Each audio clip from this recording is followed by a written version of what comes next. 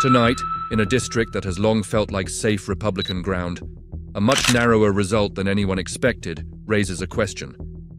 Is this the start of a new political map, or a warning shot aimed straight at the GOP?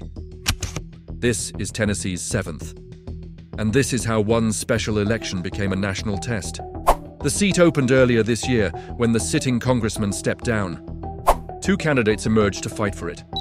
Matt Van Epps, a Republican and veteran backed by big GOP money and endorsements, and Aftyn Behn, a Democratic state lawmaker who ran on lowering grocery and housing costs and reviving local economies.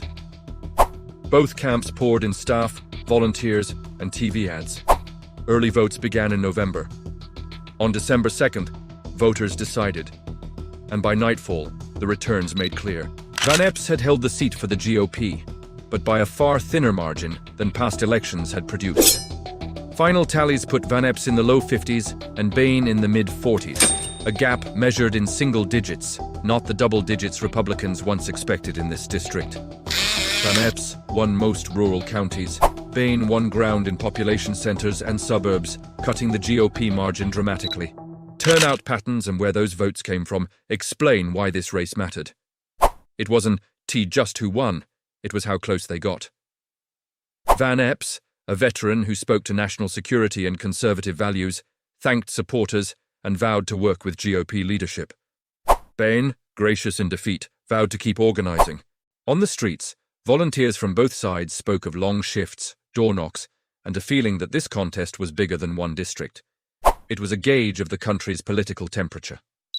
Analysts called the result two things at once: a successful defense for the GOP and a red flag. A narrow win in a traditionally safe district is a dramatic signal, one analyst told reporters, while polling experts noted the gap had narrowed as Democrats focused relentlessly on pocketbook issues. Back in Nashville, the watch parties dissolved into strategy calls. Republicans breathed relief, but spent the night planning how not to be surprised again. Democrats celebrated the areas they won and saw a blueprint for future races. Social feeds lit up with both triumph and worry. And for voters, the real work begins now. Neighborhood conversations, legislative pressure, and the slow churn of local politics that shapes national outcomes.